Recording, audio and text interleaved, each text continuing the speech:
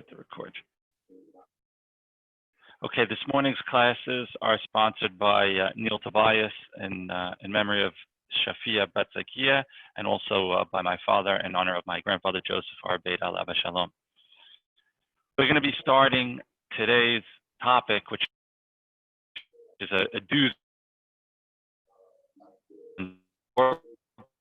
Most people try and take it slow and explain it very clearly because it's actually a big area in halakha, and that area is the area that we call Muktzeh. Muktzeh, you've heard of it, I imagine, but usually it's not well explained and it's not clear to people. So what we're going to try and do is make sure that we explain it well and it's clear, and so on. So we're going to start by reading some words of the Rambam. The Rambam explains why there's a rule called Muktzeh, and then we'll go into what Muktzeh actually means. So this is the words of the Rambam. Asru chachamim letaltel mektzat tevarim b'Shabbat kederech shu oseh b'chol. It says the rabbis forbade us to what I'll call carry or move certain objects on Shabbat, just like we do on the weekday. So first of all, we could already make an idea about a couple of points in that statement. Number one, the rule of Muktzeh is something that is not in the Torah. It's rabbinical in its origins, meaning the Torah didn't make this rule. This is a rabbinical rule. Okay, now what else do we see? It has to do with carrying objects, right? In other words, it has to do with taking an object from over here and putting it somewhere else, effectively, or lifting it up and moving it. So that's another thing that we have to do. And the third thing that it has to do with is it has to do with objects, right? Meaning, in order for there to be Muktzeh, we have to be talking about a particular object, like a pen or a piece of paper or something like that. And maybe there are things that will be in the category of Muktzeh, and there are things that will not be in the category of Muktzeh. If something is Muktzeh, it will have to do with, did we move it or not? That would be the challenge. Okay. Now before we go into what those are, so the Rambam continues and he says, why did the rabbis decide to come along and make a rule like Muktzeh? Why didn't they just leave alone whatever the Torah said? It says, Amru, they reasoned, they said,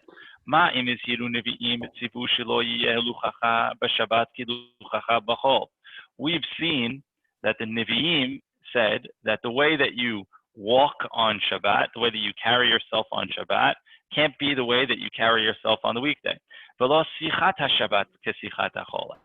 And we see also that what you talk about, your manner of speech that you have on Shabbat, can't be the way that you have it on the weekday. Kal vahomer shelo yeh tiltul b'Shabbat k'tiltul b'chol. If the way that you walk and the way that you speak has to be different on Shabbat, it said definitely the things that you carry have to be different on Shabbat. Why? All so that we don't make the day of Shabbat like a weekday. And what would that mean? And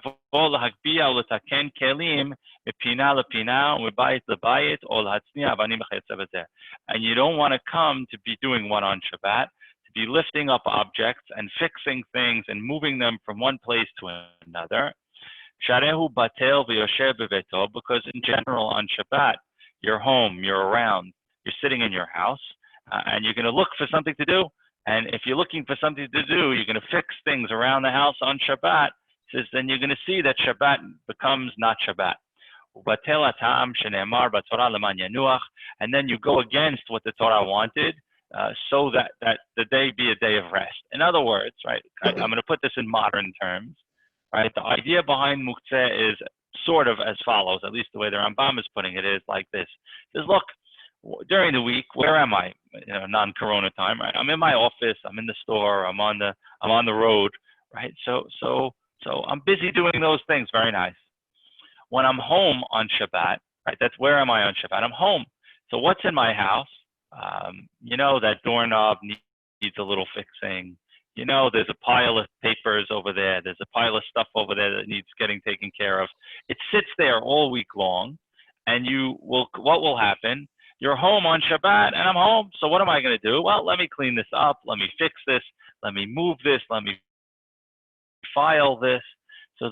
And then when you would be doing all that fixing upping around the house, then you won't be having Shabbat. You'll be working at home.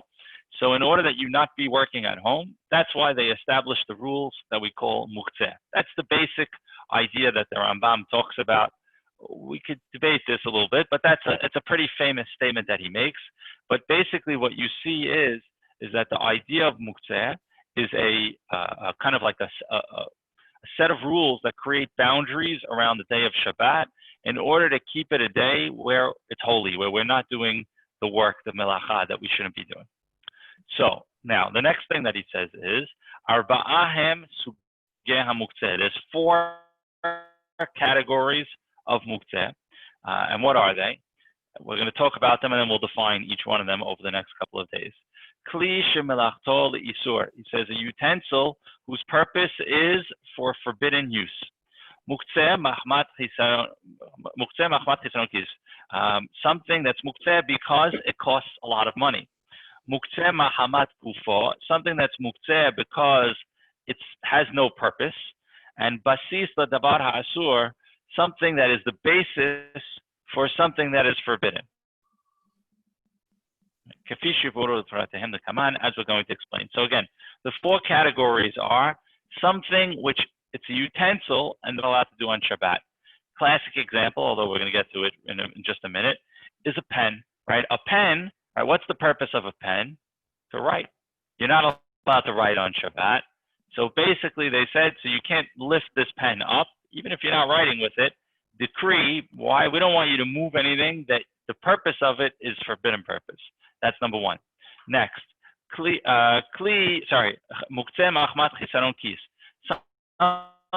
Something that has an expensive purpose to it, right? So it also is a utensil. And this is a machmat chisaron kis, my cell phone, right? My cell phone, it's expensive, right? The pen, how much does it cost? $1, right? You know, I'm not careful about it, how this pen is used, right? I'll use it as a doorstop. I'll use it to do things other than to write with it because it's $1. It's not anything.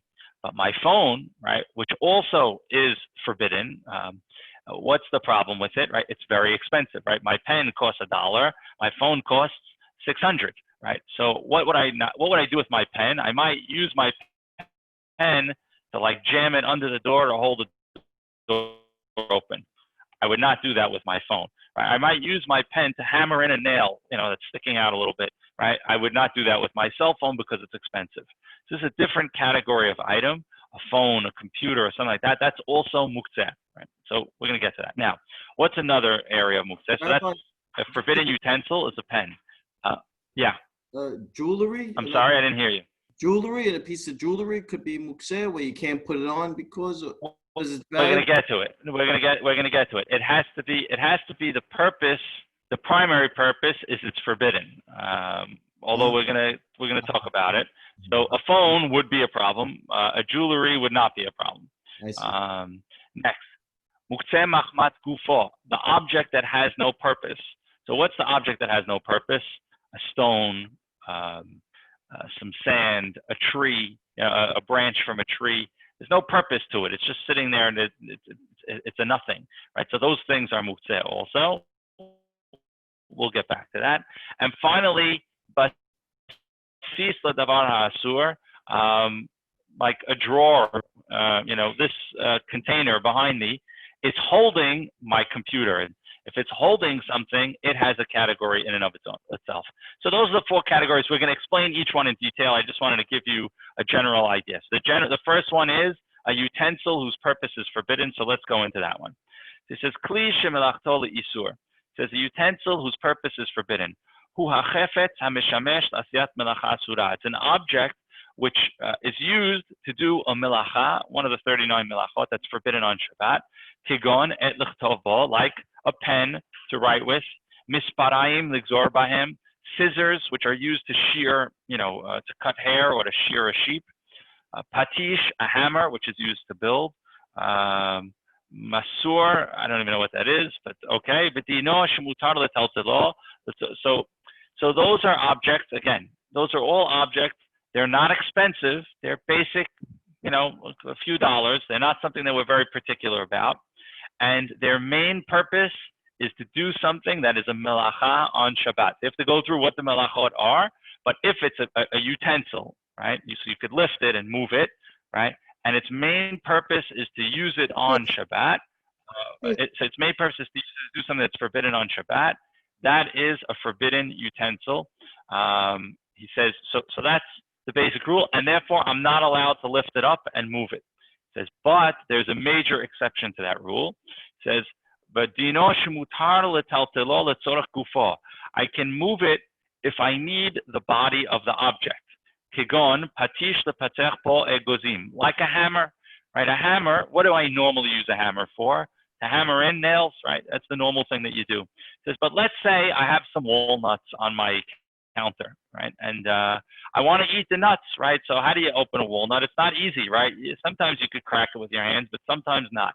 If I want to take that hammer, which is normally for a forbidden purpose, and crack open a walnut, which is not forbidden, right? Can I do that? And the answer is yes. I can use the hammer for a purpose that is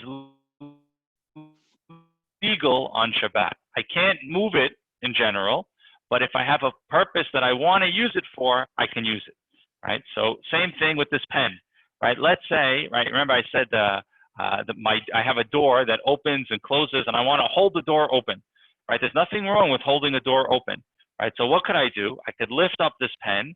I'm going to use the pen instead of to write with it. I'm going to lift it and I'm going to stick it under the door so the door stays open, right? Or closed or whatever, but something like that. So I am allowed to lift the pen up for that purpose. Okay, so again, the pen is in general a problem. Why is the pen a problem? Because I normally write with it. So since I normally write with it, I can't just lift it up. However, there's an exception. If I have a Shabbat purpose that's not a problem, I can lift it up and use it for that purpose. So that's number one. He says, and also, you could also use it if you need its place. If you need the place where it's sitting, right? So for example, we'll talk about my pen, right? Let's say I left the pen on the dining room table, right? And the dining room table, what do we want to do? We want to eat lunch on Shabbat. We want to eat dinner on Shabbat. And the pen is sitting there. And if the pen is sitting there, I'm not going to be able to put the tablecloth, put the food. So I want to take the pen and move it. I want to take it off the table, right? So I'm not lifting the pen to write with it. I'm lifting the pen because the place that it's in, I need. I could lift the pen and move it. Okay, so let's go over all that again because that's the basic idea. Those are the basic ideas of Muktzeh. So number one, the pen is a problem because its main purpose is to write with it. To write with it is forbidden on Shabbat. So the basic rule is I can't lift up my pen and move it.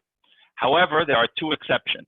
I could lift up my pen if I'm using it for some other purpose that is allowed, right? Like to clean something out of my teeth or stick it under the door or something like that.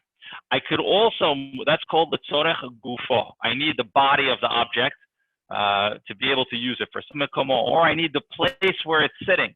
It's sitting on a table that I'm going to use. It's lying on my bed, which I want to go to sleep in. I could pick it up and move it. So those are the basic rules of the Muktzeh for this category. Let me stop here. If anyone want to ask any questions on what we said so far, because now we're gonna explain everything that we've just said in greater detail. Good? No? Give me head shakes if you're with me. Yes? No?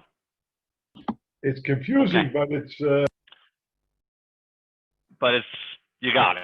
If you could pick it up, and you're not going to use it for a thing that you're not supposed to do, then why have Muktzeh? That in other words, if I'm going to use the pen, I can't pick it up. That's Muktzeh, right? I'm going to use the pen. I can't pick it up. Right and if I don't want to use it, right I just want to move it from here to here. I have no problem. No, you can't, because you have to have a reason why you need to move it, meaning I need the place. I can't just move it because I can't just move it. I'm glad you asked that question. I can't just move it because I don't like the way it looks over there. I also can't move it to protect it, right? In other words, let's say it's sitting on my front porch, right? And I could still sit on my front porch. There's no problem with my sitting on my front porch. But I know if it's sitting on my front porch, some guy's going to come along and steal it. Or it's going to rain and it's going to get all wet. I can't move it. Because why? I'm moving it to protect it for its purpose. Can't move it. Can't move it. I could only move it for one of two purposes. Either I'm going to use it to clean my teeth or stick it under the door or as a paperweight or something like that. Or I'm going to move it because the place that it's sitting in, I need to serve food there, right? I need to sit there. I need to go to sleep there. So without those two purposes, you cannot move it. So there are plenty of other purposes that I might move it that I can't move it, right? So actually it comes into play a lot. It comes into play a lot, as we're going to see. Okay, let's go a little further. He says, let's say you have an item that it has multi-uses, right? You can have certain items that have many ways that it's used. Sometimes it's used for something that's not allowed, but sometimes it's used for something that is allowed. It says, so you go by the majority. If it's majority forbidden, you can't use it. If it's majority lenient, you can. And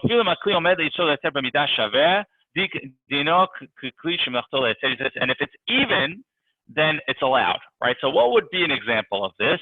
Does he give anything here? Like, let's say a Swiss Army knife, right? A Swiss Army knife, right, has different pieces to it, right? So it might have a fork, right? You could use the fork, right? It might have a knife. You could cut, your food with it and so on. But it also has a screwdriver, which is basically only used for that, right? But it also has a corkscrew, which is used to open a bottle, which you're allowed to do. So you have to look at it and say, hey, that's a multi-use item. How do I primarily use it, right? And if I primarily use it as a screwdriver and things like that, or to, for something, or I use the knife to kill animals, right? So then that's a problem, and I can't use it. However, if I normally use it for things that are permissible on Shabbat, the toothpick, the corkscrew, the bottle opener, those are all permissible things. So then it would be allowed, and I would be able to move my Swiss Army knife. So that would be an example of something. So you'd have to look at what are those somethings. Okay.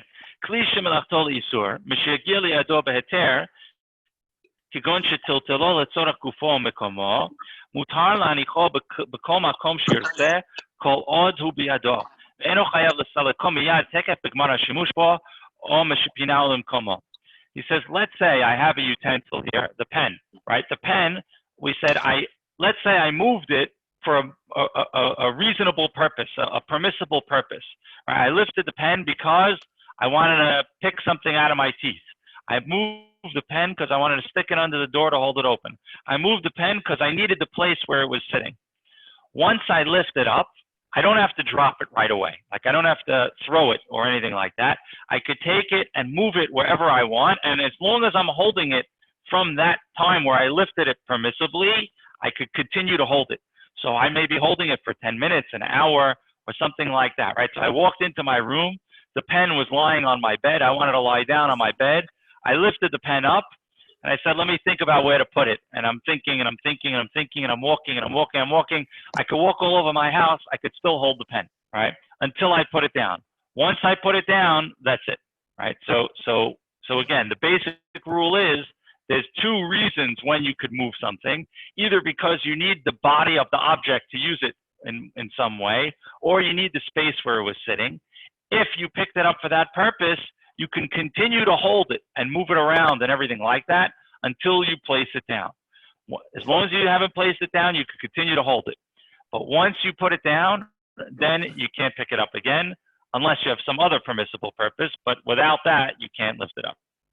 Okay. So the next thing that he says,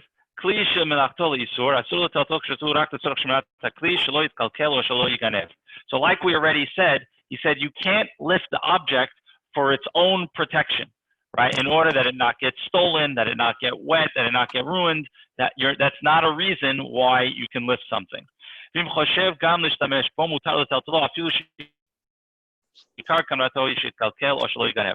let's say your main reason is so that it doesn't get destroyed, but you could come up with another reason, right?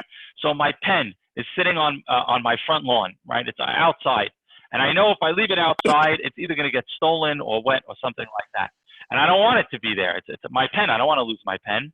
I can't move it unless I could come up with a reason why I need to move it, right? So what could be the reason? I say, oh, you know, I need a door stop, right? I need a paperweight. I need a toothpick.